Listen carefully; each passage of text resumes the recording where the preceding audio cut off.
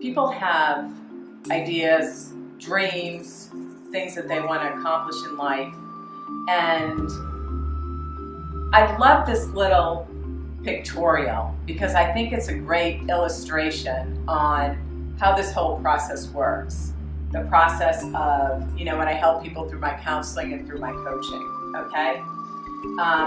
Somebody had showed this to me and I just really gravitated toward it because it makes sense. And when I talked about having ideas and dreams, then that's in this visionary reality over here. We all have that. And the main thing is to turn those dreams into a reality. And once you do that, you're up here at the gold star. And I spoke a little more before about some of your values. Your values should play into this so that they can kind of be your guiding principle. But then let's look at what happens. Let's look at, this is the playing field. And this picture right here is the playing field in life, okay? There aren't any really hard and fast rules for life. And that's because life it's changing a lot. It has impermanence. That's really called your physical reality. And what happens is, so people have dreams, and as they move towards their dreams to get to where they want to go, they run into some of these physical realities. Life is always going to throw at you different things that are going to be happening, because one thing you can bet on, and that's going to be change. Change is always going to be happening. And so that's something you need to think about. There's always going to be issues that come at you in terms of, could be, with time constraints. You could be pulled in 5 different directions. You could be part of the sandwich generation with your kids pulling at you and your parents pulling at you, and you're there in the middle. There could be money issues. There's a whole lot of things that you have to navigate as you're working your way up to, wanting to turn your vision and dream into reality. So what do? Well, the first thing that you want to do is you want to look at things optimistically, but you want to be a realistic optimist. And what a realistic optimist does is they look at some of these factors and they try the best that they can, to plan for some of those things. But because life does throw changes at you, you have to have a certain type of flexibility. And that's where kind of the realisticness comes in. That, you want to be optimistic, and you know that there's ways that you can work around that. Now, what happens to people? Okay, what I like about this is this little guy here, and this is a Buddhist term, okay? This little guy here is a monkey, and the Buddhists call him the monkey mind.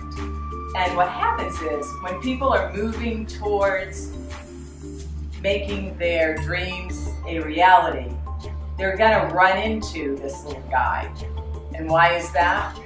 Because this little guy really represents a little part of our brain, and it's called the amygdala. And the amygdala is age-old, and not to get all into, the brain and this and that, but what's important about the amygdala, it's been there since prehistoric times. And what it is, it's the part of our, part of our human anatomy, part of our brain that keeps us safe. Okay, its only job is to survey and look for danger and keep us safe. And this little guy cannot stand any type of risk. Okay, this guy in the amygdala was so helpful when we had saber-toothed tigers running after us, or wild animals trying to break up the prey and attack us or eat us. But that's not really happening anymore. So what's happening now in today's world is we have other things that make us a little bit anxious or nervous, or when we want to go out of the status quo and we want to take certain risks. So when that happens, this little guy starts to activate. And it's like, oh no, say that you were up for a promotion at work that you really wanted. You had your dream of where you could go in the corporation.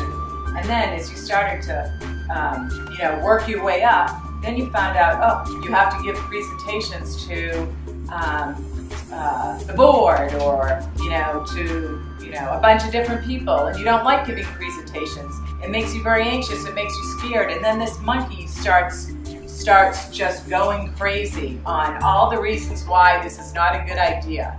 You're going to see that you really don't know what you're doing, that you're really not qualified enough for the job, that somebody else would have been better, that they made a mistake.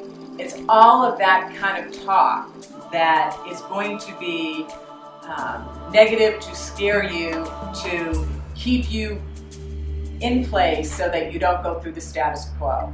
So when this stuff happens, and this does happen, and it happens to all of us whenever we're going out of our comfort zone, and that's part of the reason why it's hard to ever get past the comfort zone, because if you don't realize that this is happening and you don't have any strategies to deal with the monkey and the monkey mind, then you're going to be fused to the monkey mind, and you're not just going to know that, okay, monkey, this is just, this is the monkey mind talking, that he's doing or she's doing what she's supposed to be doing, and I am very thankful for this monkey, because if I was in real danger, this monkey would probably save my life, if it were possible for my life to be saved.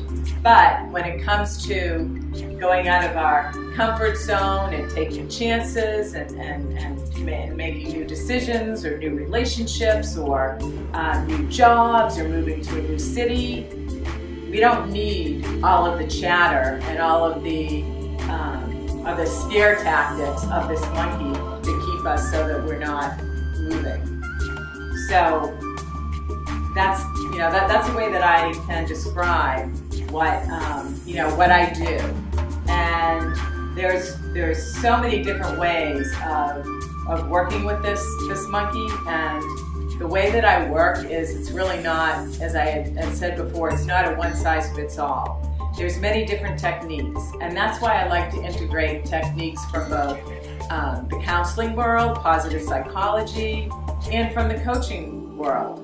There's a lot of evidence-based techniques, learning about yourself.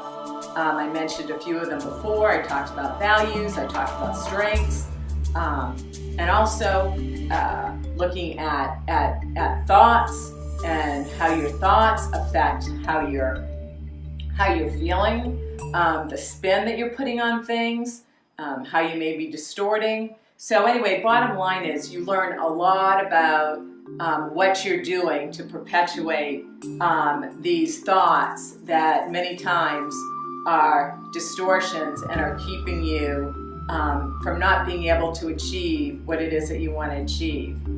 And so that's where I come in and can help.